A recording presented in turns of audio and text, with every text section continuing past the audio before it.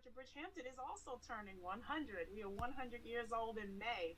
And so we've been celebrating all this year and we'll continue to celebrate all this year. And so, again, thank you so much for the wonderful invitation. We are completely honored. Okay, nice, nice. And I would just like to say good morning and thank you, Phoebe, for inviting again, as Pastor Tish said, both of us. It is truly an honor to share and to be a part of this collaboration this morning. 100 years doesn't come overnight. It's been a long journey. And so we've got quite a bit to share, just looking forward to the conversation. All right, yes, 100 years. 100 years, that's a big thing. That's a main thing. And so we all are celebrating this 100 years. So I want to come at it, jump right in. I saw on Facebook, Stephen Thurston. Thank you, Stephen Thurston. It's nice to meet you, Stephen Thurston. He made a post, and it said 1/3 of the people attend church in person, 27% attend online, and some of you are still criticizing individuals who only or primarily attend worship in the digital space and access their Bibles via an app. And so I think that pretty much, to my mind, kind of summed up where we are in this space. And so for you guys, how did you, given some of these current realities, what was it in your thinking? How did you come to the point of deciding and actually implementing this new initiative of the Digital Deacon? What drove you? What was in your thoughts? What was at the foundation of it, if you will? Sure. So the foundation of it, I think we were driven into this space much like everyone else was. You mentioned it earlier, the pandemic. We didn't have any choice but to be driven into this space. I remember in the pandemic feeling like every church became mega whether they wanted to or not. In that space, you now had to reach out. And isn't that our mandate? The mandate was never for people to come in, but it was to go out and make disciples. And I think the pandemic, as horrible and traumatic as it was, it actually gave us a very precious gift in that we really knew what it was to go out. When I first came to First Baptist, we certainly had to upgrade our systems. And we were already in the process of doing that. And of course, it's the question, well, why do we have to do this? Why is this important? And I don't think one of us understood how important it would become until the pandemic hit. And God, being obedient to the voice of God, we just started to put all of this digital stuff in place. So we got monitors and we implemented digital giving and we were prepared to stream live. We had not done so. March 15th was our last service. March 15th of 2020 was our last service in church. But because we had put everything in place, we did not miss a beat. We made the pivot immediately. And on that following Sunday, we debuted for the first time live to over 3,000 views on YouTube. And that told me something. It said, whoa, people were waiting for this. And of course, now those numbers have since dwindled as we're now in the TV business, again, whether we wanted to be or not. And so we're kind of sort of fighting for airtime among everyone else. But I thought it was really a beautiful thing. And it told us, the light bulb went off like, wait, we need to really do something about this. And I remember during pandemic, a pastor said, if your church is not .com, your church is .dead.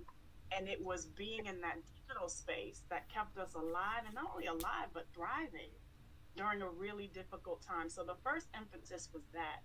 The second, in implementing this digital deacon initiative, at first I was looking for a digital pastor. And then we realized that Deacon Williams was doing everything a digital pastor would do. And when we discovered that, we're like, wait a minute, we already have a digital pastor. We have this amazing digital deacon.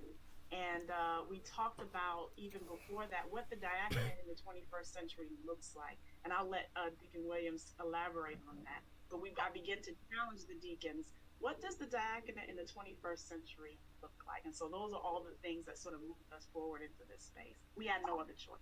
Had no other choice. Either be .com or .dead. Okay. .dead. Deacon Williams. Well, I'll back up a little bit and I'll say our shepherd leader is truly a visionary. Before we saw the pandemic coming, she had a vision for the church. We actually have a mantra that we follow: connecting, directing, and protecting, which Pastor Williams will talk about a little bit more. But she had a vision to enter into the digital space, and at our joint board meetings would share that vision, even though maybe our trustees and our deacons didn't understand it at the time, and they didn't get behind it at the time. What the pandemic did was thrust us into this space, as Pastor Williams said. And so what's so awesome about that is everyone had to listen to her at that point, because no one's been in that space before. And so it was awesome in the sense because it gave her full autonomy, full control, empowerment to lead ministry the way it needed to be led. But it also was very scary and daunting at the same time. Yeah, especially when you look at the role of the deacon. We're servants, and we are physical deacons by every sense of the imagination. We go out and visit the sick and shut in. We deliver community. We fire up our church band, as we did this past Sunday, to drive 100 miles one way to fellowship. That is what we do. So now that all of that has been kind of paused, what do you do? What do you do? And so you're forced to lean into the creativity that is digital. And we did just that. We started with the phone, and then we built a little bit more around some digital services, which we'll talk about. But here's where we are. Okay, so interesting. You had this vision, like kind of like before the pandemic hit. The pandemic hits, and you are ready. So my question to you guys: how digital savvy is your congregation at large? Because some congregations, I know, were struggling with that. Period. Trying to get your media ministry and all of that, and things were just not ready. People just not ready to go forward. So you had the vision and you were ready to go, but it kind of sounds like maybe you guys had a digital savvy congregation, maybe more so than others, or maybe not. We did not. Okay. No, we did not. So when I came, we still had the camcorder as our video recorder, and we were pressing DVDs, as most churches were. And so that's where we were. But the digital space was growing so rapidly, we had no choice. And actually, I have to give my congregation credit, because before the pandemic hit, we had gotten to a point where members were asking me, Pastor, do you think we could broadcast at some point? Do you think we could go online? And to be honest with you, initially, I was the hesitant one. The reason being, I felt like if we couldn't do it with quality, we should not do it at all, because that matters. And as much as we're churches to some degree are a brand, now more than ever. And I didn't want anything that we put out to be subpar. Whatever we put out for God had to be done in excellence. And at that time, we didn't have the materials or the resources we needed in order to do that. And so I was very reluctant at first. But again, by the time the pandemic came, we had everything in place. And it was amazing. But I don't think that was our pivot. I call that a providential pivot, Sister Fifi. I said that was God's pivot. God knew exactly what was going to happen, exactly what we would need to have in place. And had we not listened, we would have suffered like so many churches did and still are. And still are, right. The not listening piece. Wow. So the actual initiative of the digital deacon, what is that full-on plan? Have you full-on launched it, or are you launching it in phases? What does the initiative, what's in the full initiative? Yeah, I'll take that one. And I will say, from a deacon lens, we're not savvy digital. I'm the youngest deacon on our ministry, and I'm 50 plus.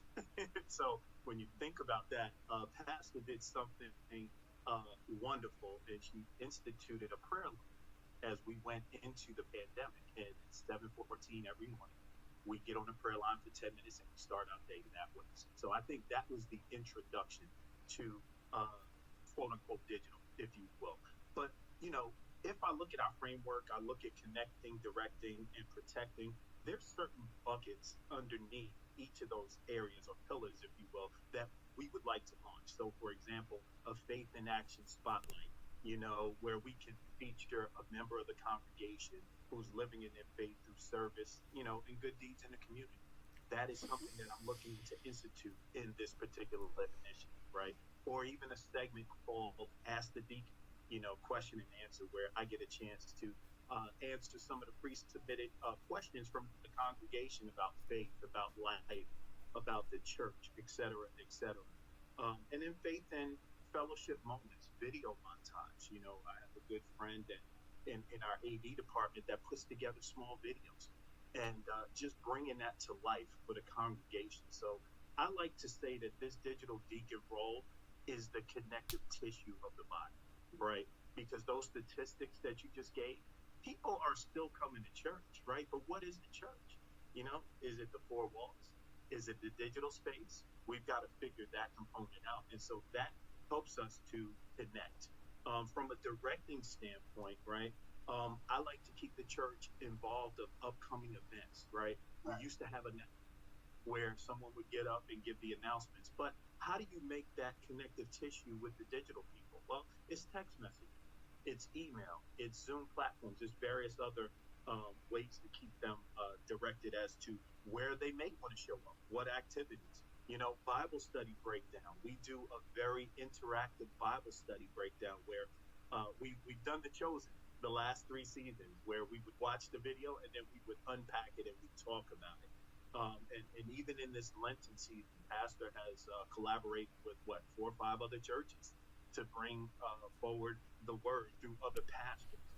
But guess where that's done? That's done on the Zoom platform. And so Zoom has come a long way. It took our congregation a minute to figure out how to log on to Zoom. And then we figured out, how do you connect a telephone number to Zoom as well for those that can't connect to Zoom? So our seniors are calling into the number. While they may not visually be able to see us, we're all on the same platform and we can hear each other, right? And then lastly, I'll say from directing virtual prayer requests, right? We want to hear from the saints digitally, because even though they may not be seen, they're still watching every week. I get text messages from my cousins in Maryland and Georgia that says, wow, what a service Pastor preached today. And so it's those individuals as deacons that we've got to serve. We've got to figure out, how do we get to them? How do we administer communion long distance and digitally? Those sort of things in the framework that we're building out. And then from a protecting standpoint, you know, we want to spotlight local charities within our area that and resource that, you know, the underserved and underprivileged can take full advantage of. We're also looking at October Cyber Security Awareness Month to bring our seniors and our saints along to talk a little bit about, you know, how to be careful, you know, because there's a lot of scammers out there online that take advantage of those that are not as savvy as you know, those that are in the digital space. But that's some of the framework that we were doing. But at the end of the day, it's really just keeping people connected and meeting them where they need to be met. So the official launch was like sometime in February. Is that? Yes. Yeah. Is that? Yes. Okay. So how have you guys, from the standpoint of, you know, your congregation, yes, other clergy members, you guys seem to be leading the way in this digital space, as far as digitized ministry. How are other clergy folk, other pastors, how are they engaging you around this?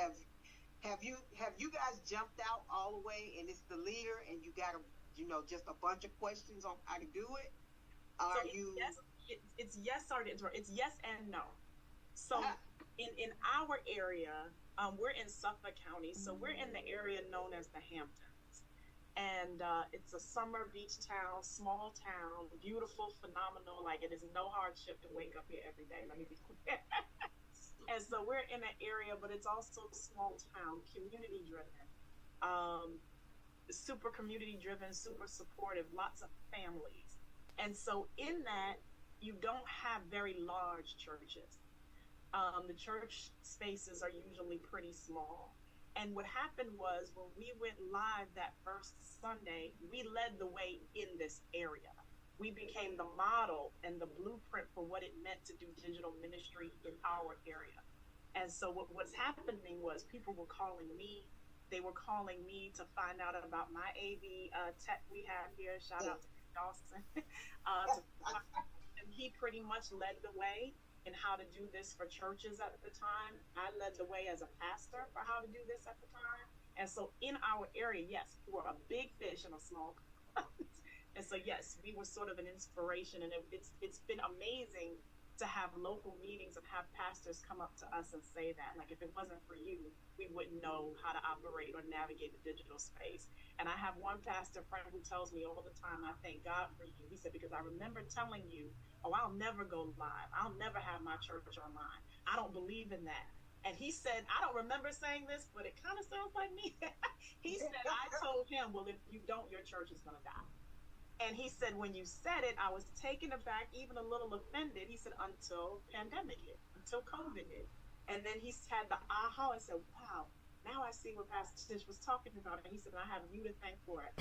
He has now taken that thing by storm and not only used it in his church, but even in his profession. He's a retired law enforcement agent, and he's used it to build an amazing conversation around the policing community. So he's taken to his own platform.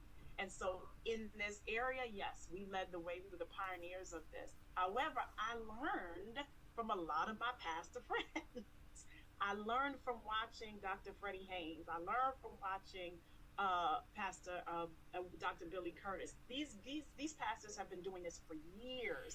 Learned certainly from, you quoted him, Stephen Thurston. Learned from watching Pastor Sharp. So what I did was I took it upon myself that once we knew we were in the space, okay, now who am I plugging in with to improve what we've started? And I still do that to this day. We have production meetings, and I'll send Brother Dawson links and say, I need you to look at this broadcast and see what they did here. I need you to look at this person's broadcast and see how they did announcements. I need this camera. What kind of lighting is this? And so we're not stopping at being the big fish in the small pond. We want to push the boundaries. As a matter of fact, we were just in conversation about how do we now sort of really push this digital deacon initiative. How do we teach it? How do we have classes? How do we, on behalf of the church, how do we do webinars? How do we now take it and make ourselves the pioneers of some of this work? I have another friend who his whole ministry, the faith community, Christian Smith, his whole ministry is only digital. He has no physical church and has amazing in this. I mean, has done amazing. He has like 11 churches in one on the digital space, but that's the power of the digital space. But we can reach beyond. So let me give you a clear cut number. Our church, by the fire code standards, can only hold 250 people. We have over 250 views every week. And we still have people in the congregation. So what I'm saying is, and that's at the moment when I see it. I don't know how it grows exponentially over time. And one of the things I always like to say is, you know how many seeds are in an apple, but you don't know how many apples are in a seed. And so while that one click can be one click, but I don't know that there's not 6 people sitting in that living room. That's right. That's right. And so while the data may show it's 200 views, it could be 2,000 views because we don't know who shared it. We don't know who else is watching it. That is the power of this digital space. And so when we look at that, those are the things that we're trying to sort of lift and elevate and share with people. One of the things I know for sure is that and you know this too, Sister Phoebe, churches are dying. Yes. And no one wants to hear that. But it's right. True. And if your church doesn't have baby makers in it, you're even more at risk of dying. You have maybe one more decade, if that, to keep this thing alive. And so we have gone from hearing about churches being a hospital for sinners, a hotel for saints. I now say it's a hospice for the stuck. If we don't do something, and if we don't move beyond our own egos and traditionalism, there's a difference between tradition and traditionalism, right? Tradition is where we honor the things that have happened before us. Traditionalism is when we choose to move beyond what has been done. Right? And so we're honoring dead values, dead ideas, things that we need to move past in order to move our churches forward. That is the will of God. The will of God to me, God doesn't want God's church to die. God wants God's church to live.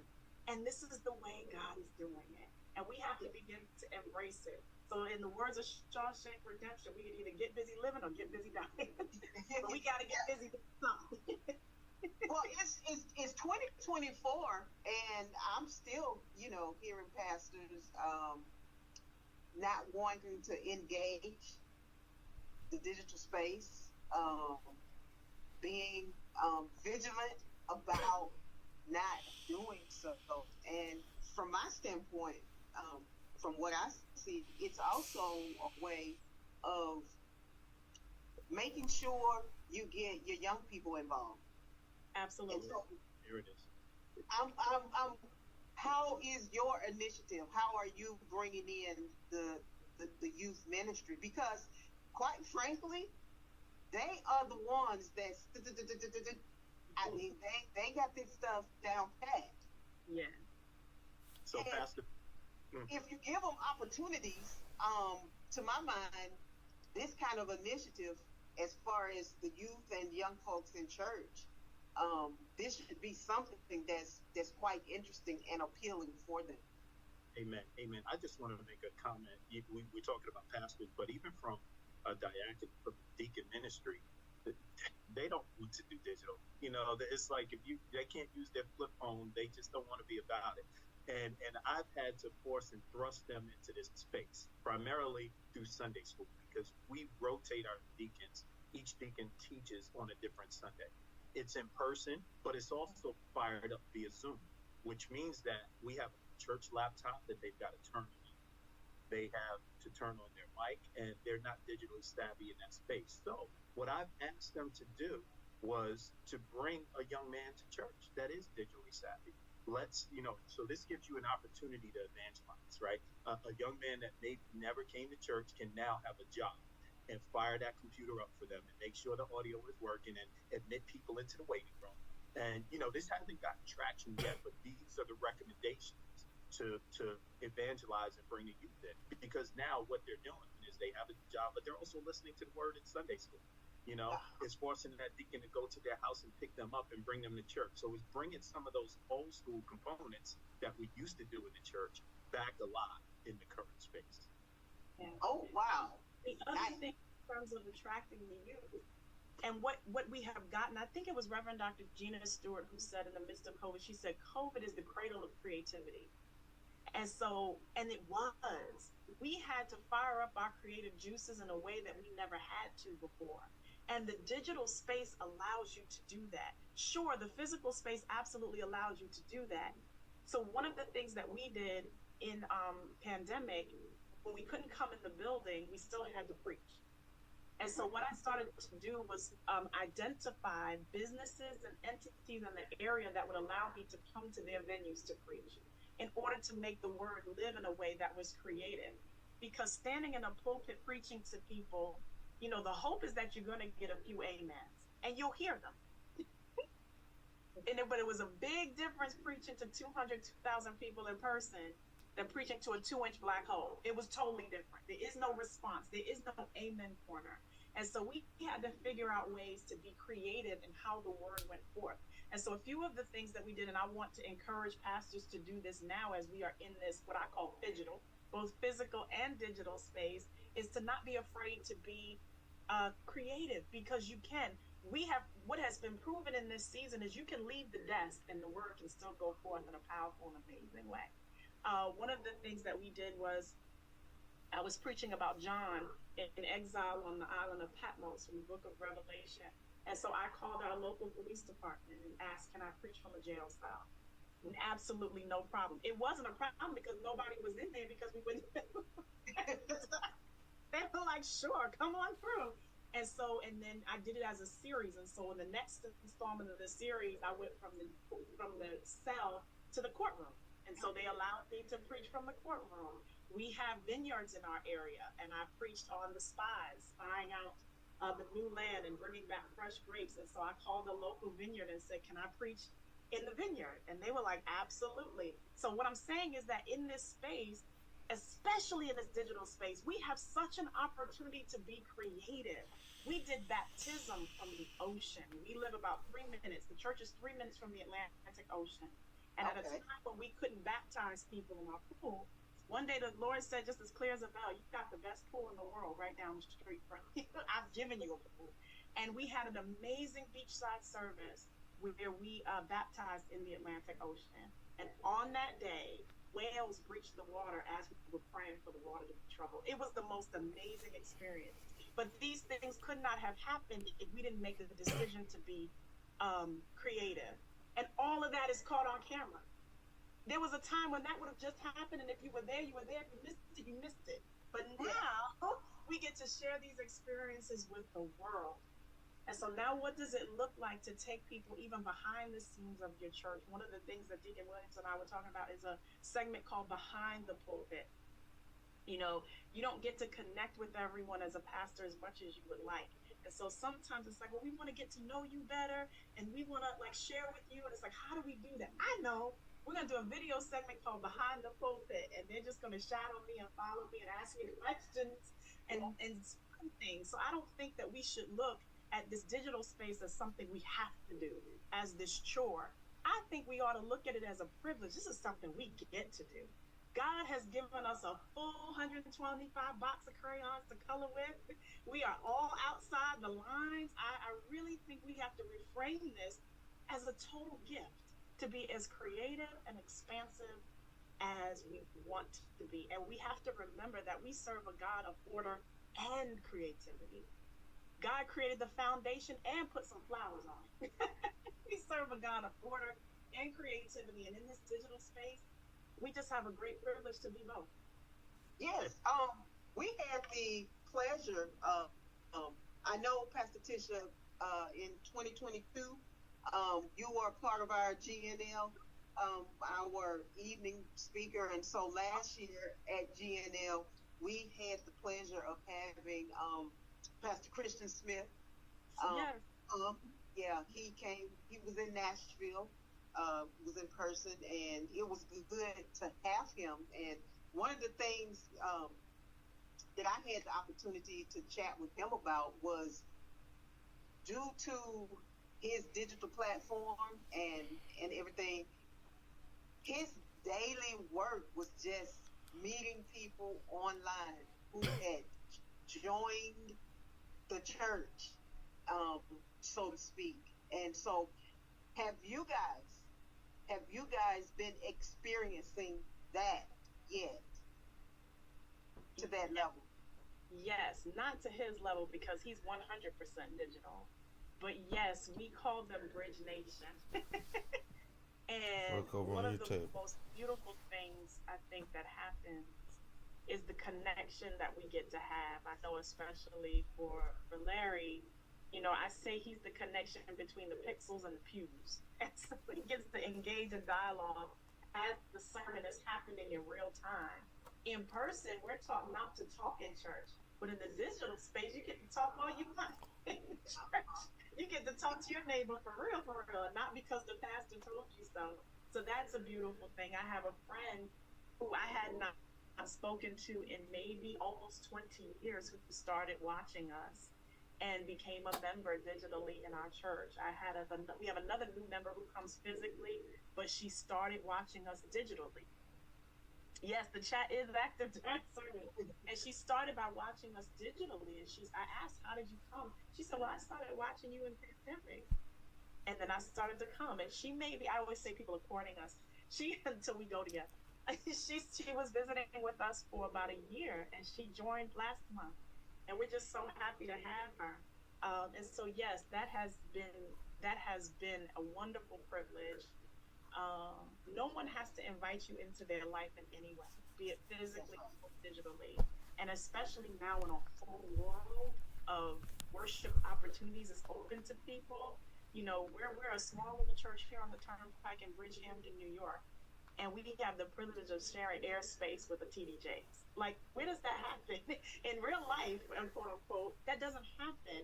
again, that brings me back to God has given us a wonderful opportunity to do ministry far beyond whatever your building can contain.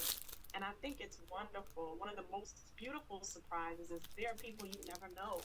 You never know if they're watching or not until something tragic happens. I've had that. I've had tragedy strike for people, and then they've reached out to me, whether it be email or text, and they say, "Hey, you don't know it, but you're my pastor, and my sister just died. I need you. No problem." And you may never speak to them again. They may not. They may just need you in that moment. But people desire pastoring, and I think that for me more than anything else is what I've learned about this digital space. We can't expect people to enjoy our services and not pastor them. Yeah. Otherwise, we're just a television show. Otherwise, we're only doing this for the views.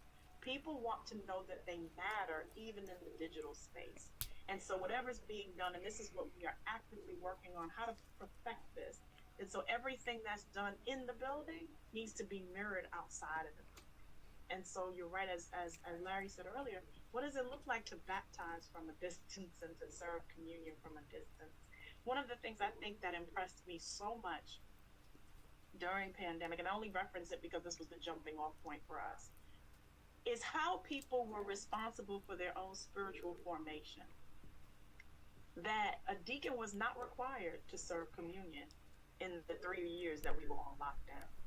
And when I saw pictures and we received text messages of people setting up their own communion tables, I gotta tell you that it warmed my heart. I thought it was the most beautiful thing in the world.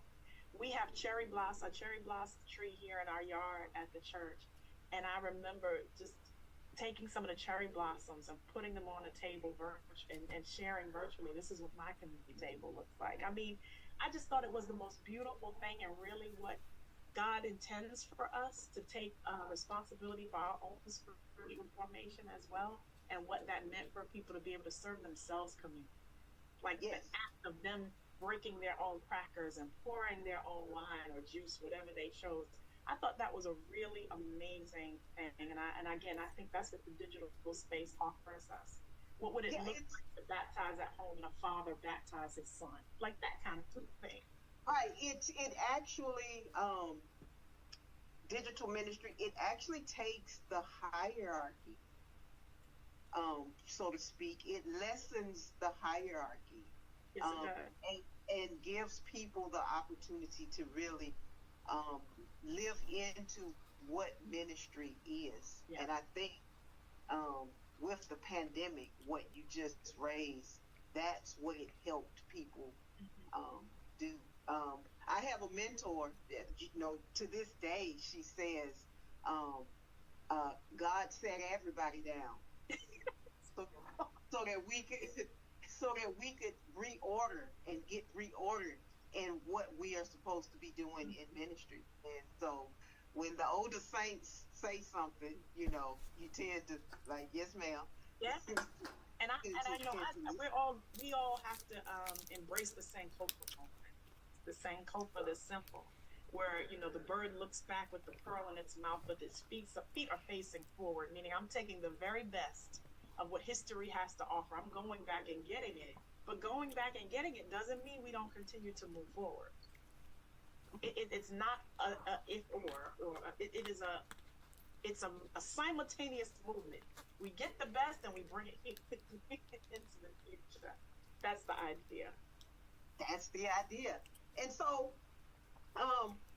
going forward, your pastoral hopes, if you would, sum up those, and Deacon Williams, if you would sum up, as far as your ideas of just service to your local faith community and to the world, what you guys hope this initiative will ultimately do. Amen. Well, I hope that it bridges the gap between old and new. I hope what it does is inspire our youth to get active in the church through this digital space to learn Bible. I hope that it inspires our current deacons to become mentors. Even though we're in this digital space where uh, our congregants, our saints are allowed to take communion at home. We as a deacon ministry are still delivering that communion to their homes. During pandemic, we would pull up with the church van and put communion cups and Sunday school books and daily bread books in their mailboxes so that they could come out. We would also give them PPE, masks and sanitizer and other things. So my hopes are that we can carry that forward in servitude, that we will continue to serve the communities in a robust way. And we would also reach those people that don't feel comfortable coming into the church for whatever reason. Either they don't have the attire and feel like, oh, I can't dress like those deacons, they're too sharp, or they just are not acclimated with, how churches are run. You know what? Digitally, you can look from the sidelines and enjoy it. We have a whole community in Eastern Long Island called the Sands community, right? It's called Sag Harbor Hills, Address, and Nineveh. It's a historically Black community. Um, and, and that community doesn't typically go to churches out there. They come out, it's like Martha's Vineyard for Long Island, if you will. They come out there to chill, party, whatever, and then go home.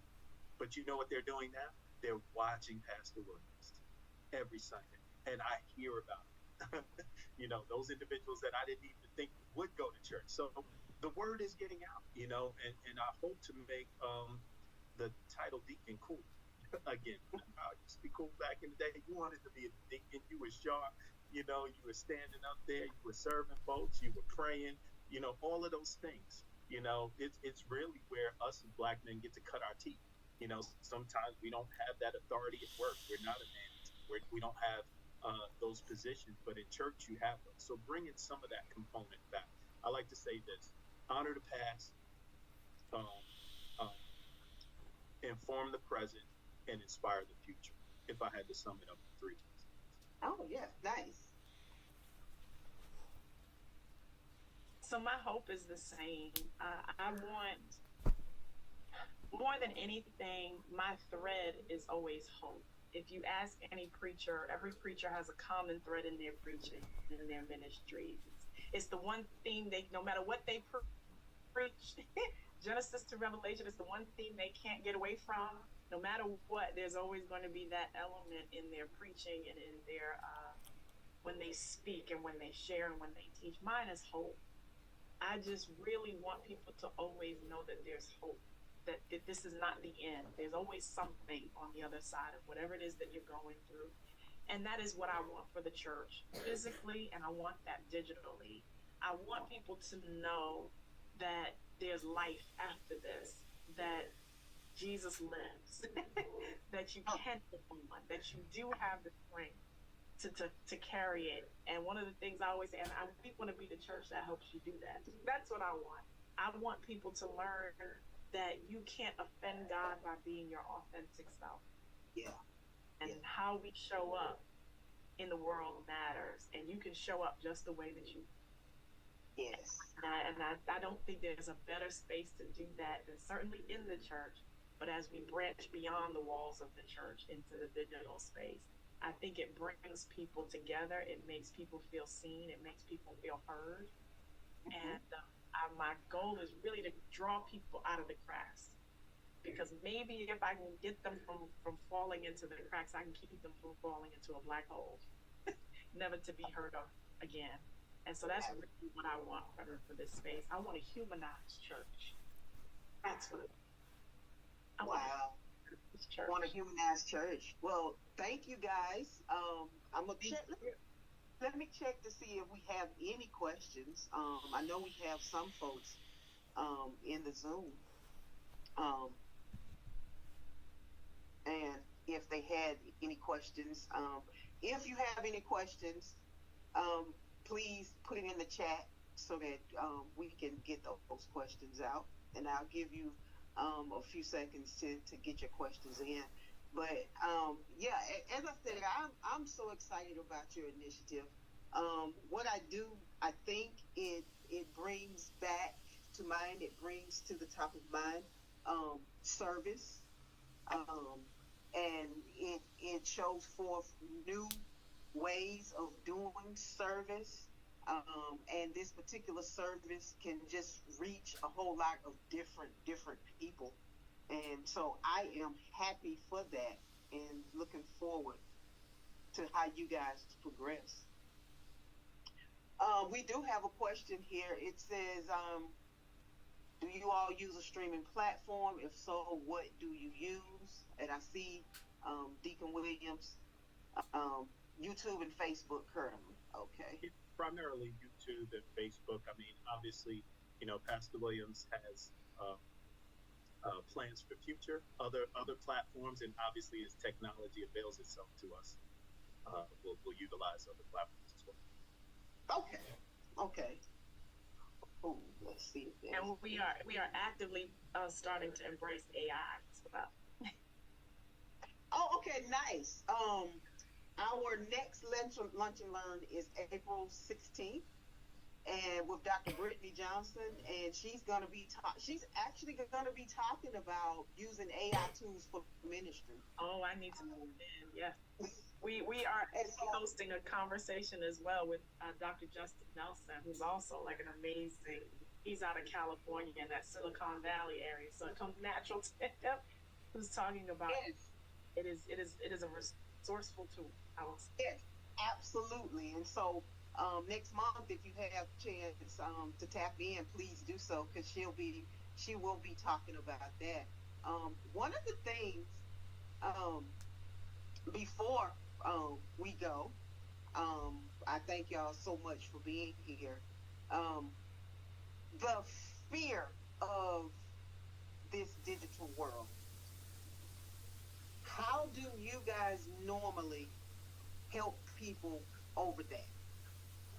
Because it's still great fear about it. Oh yeah, and it's fear in a lot of different ways. One of the major fears. First, nobody likes change but a wet baby. We know that. So people fear change in general. It could be anything. They're going to fear change.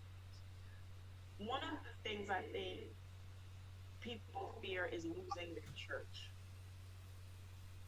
Because if you have a certain amount of people who worship with you in person, but the number of people who worship with you digitally outnumbers that part, and those people now want to be members of your church. What does that look like when people who have never stepped into the church potentially have all the rights and privileges of people who come to the church every week? And so now these are dynamics that we have to think through. So what does digital membership look like?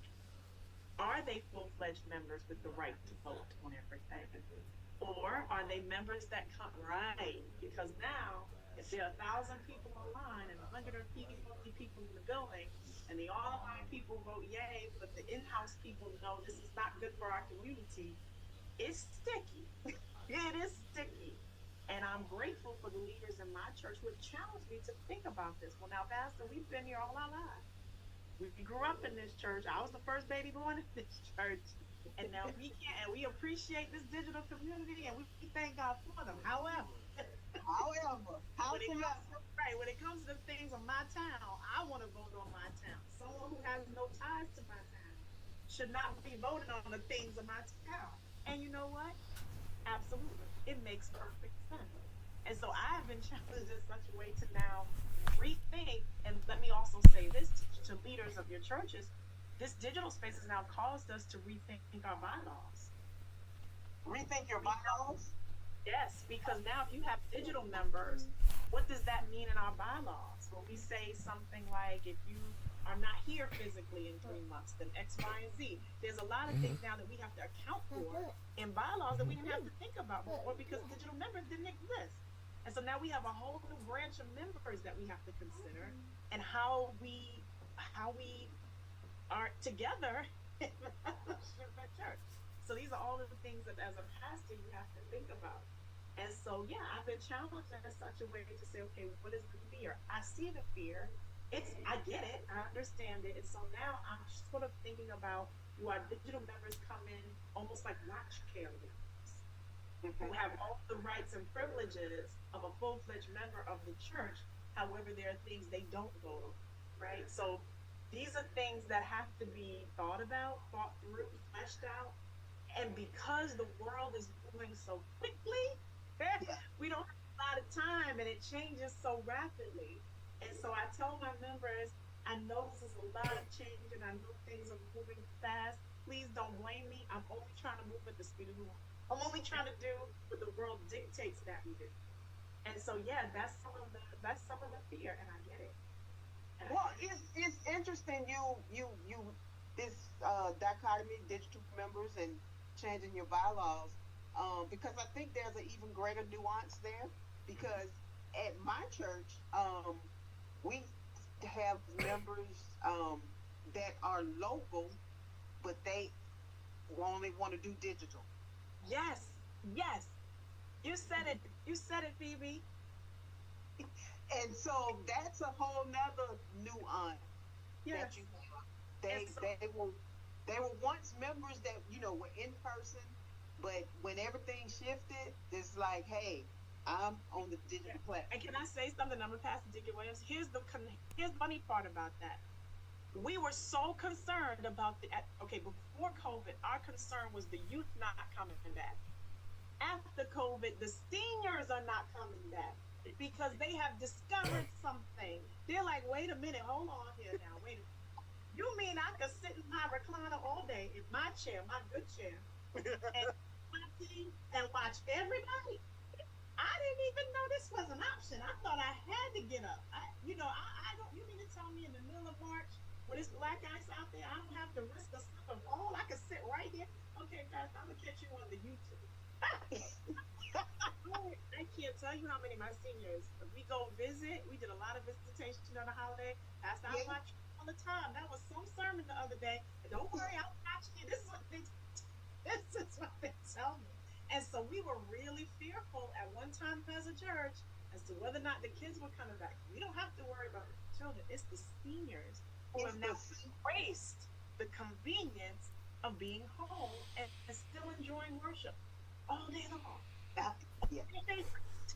And guess what? Then they have not stopped giving. They have not stopped supporting. And so, yes, you're right. There's so many nuances to this. So it's not just about the technical part. It's really polity that we have to consider too. Absolutely. Wow. Amen. And from a deacon purview, you know, we follow Acts 6:3. Wherefore, brethren, look ye out among you 7 men of honest rapport. You know the scripture, full of the Holy Ghost and wisdom, whom we may appoint over this business. And you know what? We apply that same method to the digital space.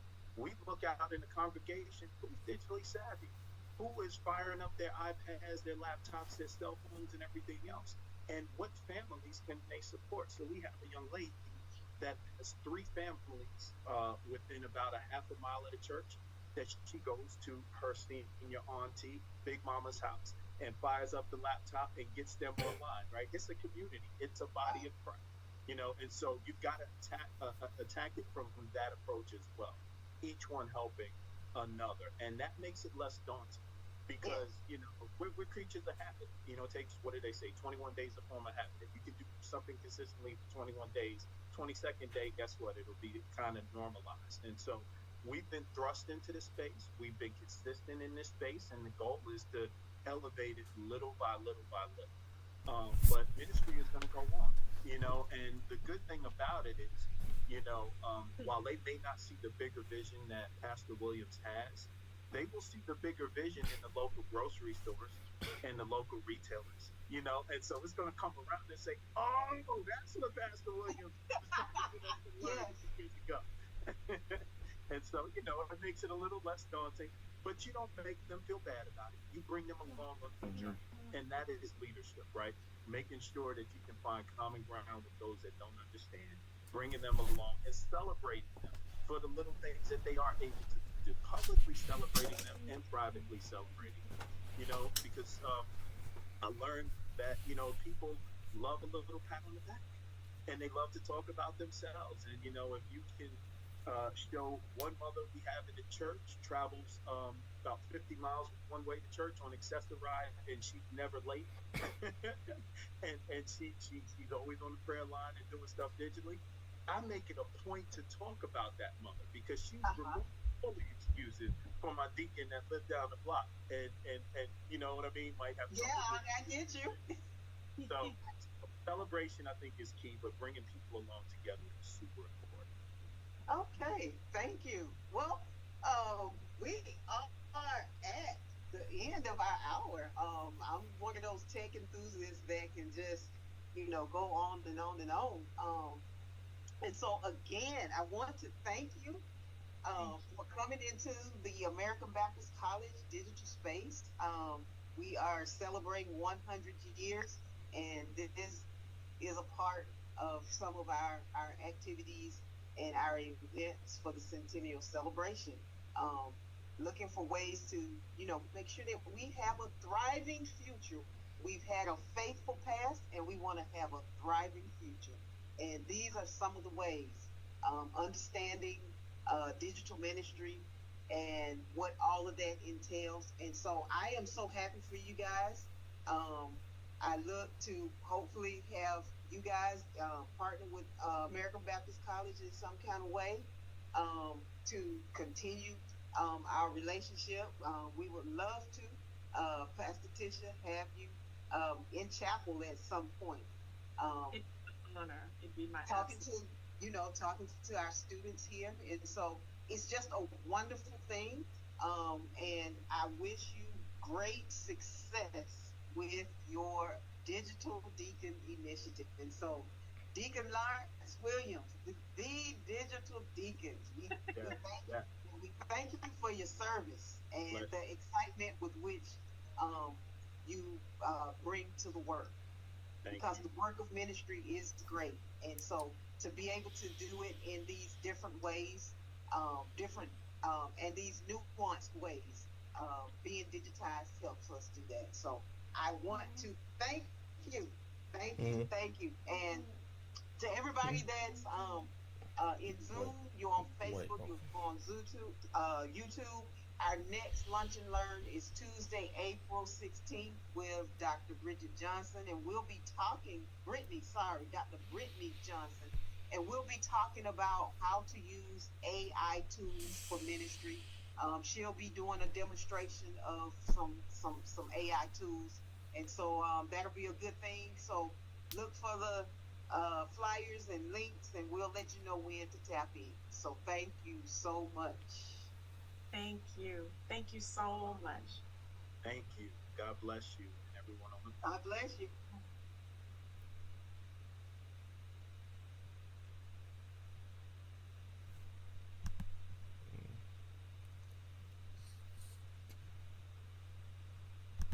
Recording stopped. There we go. Hold All on. right. Thank you guys. And Thank you so much. That was awesome. I hope it was. I hope you found value in it. oh,